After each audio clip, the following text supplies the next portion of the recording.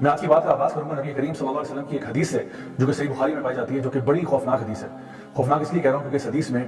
آخرت کے، قیامت کے کچھ مناظر کا ذکر ہوا ہے۔ نبی کریم صلی اللہ علیہ وسلم ایک جگہ سے گزرتے ہوئے آپ نے دیکھا کہ نبی کریم صلی اللہ علیہ وسلم کو خواب میں دو فرشتے جو ہیں وہ مختلف جگہوں سے گزارتے چلے گئے، اور آپ ان سے پوچھتے گئے کہ یہ کیا ہو رہا ہے، اور پھر انہوں نے ہر بار یہ کہا کہ آگے چلے پھر آپ کو بتاتے ہیں۔ سب سے پہلے آپ نے دیکھا کہ دو شخص ہیں، ایک شخص زمین پر لیٹا ہوا ہے اور دوسرا شخص اس کے سر پہ کھڑا ہوا ہے، اس کے ہاتھ میں بھاری بھرکم سا پتھر ہے، اور وہ پتھر لے کے اس کے سر کے اوپر دے مارتا ہے اور اس کا سر کچل دیا جاتا ہے۔ پھر وہ پتھر دوبارہ اٹھاتا ہے اور اس ٹائم تک اس کا سر دوبارہ ٹھیک ہو چکا ہے، پھر سے وہ اس کے سر پہ پتھر دے مارتا ہے اور پھر اس کا سر کچل دیتا ہے۔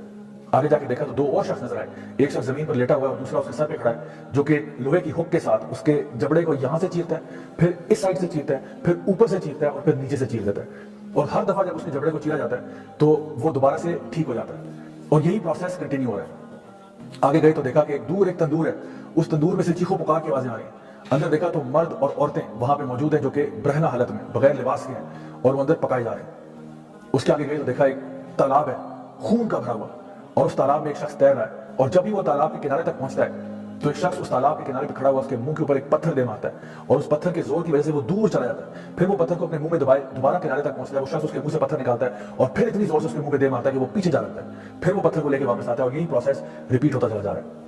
آگے آپ جاتے ہیں تو آپ دیکھتے ہیں کہ ایک بہت ہی بھیانک قسم کا ایک شخص ہے جو کہ ایک آگ کے ارد گرد چکر لگا رہا ہے۔ اس سے آگے جاتے ہیں تو دیکھا ایک بڑا ہی خوبصورت باغ ہے، بہت خوبصورت، اور اس باغ کے اندر ایک اونچا سا درخت ہے، اور اس درخت کے ساتھ ایک لمبا سا بہت خوش شکل انسان ہے، اور اس انسان کے ارد گرد بہت سارے بچے جو ہیں وہ کھیل رہے ہیں اور انجوائے کر رہے ہیں۔ آگے جاتے ہیں تو دیکھتے ہیں کہ کچھ ایسے لوگ ہیں جن کا آدھا جسم جو ہے وہ بہت ہی خوبصورت ہے اور آدھا جسم انتہائی بدصورت ہے۔ نبی کریم صلی اللہ علیہ وسلم جب ان کے بارے میں پوچھا کہ آخر یہ لوگ کون ہیں تو فرشتوں نے اب بتانا شروع کیا کہ جو سب سے پہلے آپ نے دو لوگ دیکھے تھے جس میں ایک شخص دوسرے کا سر پتھر سے کچل رہا تھا، یہ اس شخص کا سر کچلا جا رہا تھا جو قرآن تو پڑھتا تھا لیکن اس پر عمل نہیں کرتا تھا، اور جو نمازوں کو بے پرواہی کے ساتھ اور لاپرواہی کے ساتھ ادا کرتا تھا یا ادا ہی نہیں کرتا تھا۔ دوسری طرف ان کا ذکر کیا وہ شخص جو دوسرے کے اوپر اس کا جبڑا چیر رہا تھا ہک کے ساتھ، یہ بتائیے اس شخص کا منہ چیرا جا رہا ہے جو دنیا میں جھوٹ بولتا تھا، اور اتنا جھوٹ بولتا تھا کہ اس کا جھوٹ پوری دنیا میں پھیل جاتا تھا۔ آج سوشل میڈیا کے ذریعے ہم یہ بات اچھی طرح جانتے ہیں کہ جھوٹ کتنی جلدی سے پوری دنیا میں پھیل سکتا ہے۔ پھر ان کا جب سوال کیا کہ وہ لوگ جو کہ تندور میں تھے برہنہ حالت میں، یہ لوگ آخر کون تھے، تو بتایا گیا یہ دنیا کے وہ لوگ ہیں جو زنا کیا کرتے تھے، مرد ہوں یا عورتیں ہوں۔ پھر اس شخص کے بارے میں پوچھا جو کہ خون کے تالاب میں تیر رہا تھا، اس کے منہ کے اوپر بار بار پتھر مارے جا رہے تھے، تو بتایا گیا یہ امت کا وہ شخص ہے جو سود کا کاروبار کرتا تھا، یعنی کہ ربا میں یا انٹرسٹ میں ڈیل کرتا تھا۔ پھر ان کا پوچھا گیا وہ شخص جو کہ ایک بھیانک قسم کا انسان ہے جو کہ آگ کے ارد گرد چکر لگا رہا ہے، تو بتایا گیا کہ یہ جو ہے اصل میں جہنم کا داروغہ ہے، مالک، دا گیٹ کیپر آف ہیل۔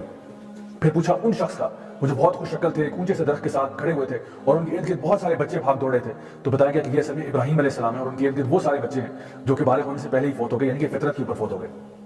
پھر آگے جا کے وہ لوگ جو کہ آدھے خوبصورت ہیں اور آدھے خوبصورت نہیں ہیں، یہ وہ لوگ ہیں جو دنیا میں اچھے کام بھی کرتے تھے اور اسی کے برابر برے کام بھی کرتے تھے۔ تو پھر ان لوگوں کو کہا جائے گا کہ حوض کوثر میں جا کے ڈوب کے ایک دفعہ آ جائیں، اور پھر جب وہ وہاں سے آئیں گے تو پھر ان کے پورے جسم جو ہے وہ صاف ستھرے ہو چکے ہوں گے اور وہ خوش شکل ہو جائیں گے۔ مائی ڈیئر برادرز، یہ حدیث میں نے آپ کو اس لیے سنائی ہے تاکہ ہمیں سمجھ میں آ جائے کہ جو بھی ہم دنیا میں اعمال کر رہے ہوتے ہیں، ایسا نہیں ہوتا کہ ان کا کوئی حساب کتاب نہیں ہوگا۔ جس قسم کا عمل انسان نے دنیا میں کیا ہوتا ہے، ہو سکتا ہے کہ اس کی سزا اس کو دنیا میں مل جائے، اور ہو سکتا ہے کہ دنیا کے علاوہ آخرت میں بھی مل جائے، تو اس لیے گناہوں سے بچنا ہی ضروری ہے۔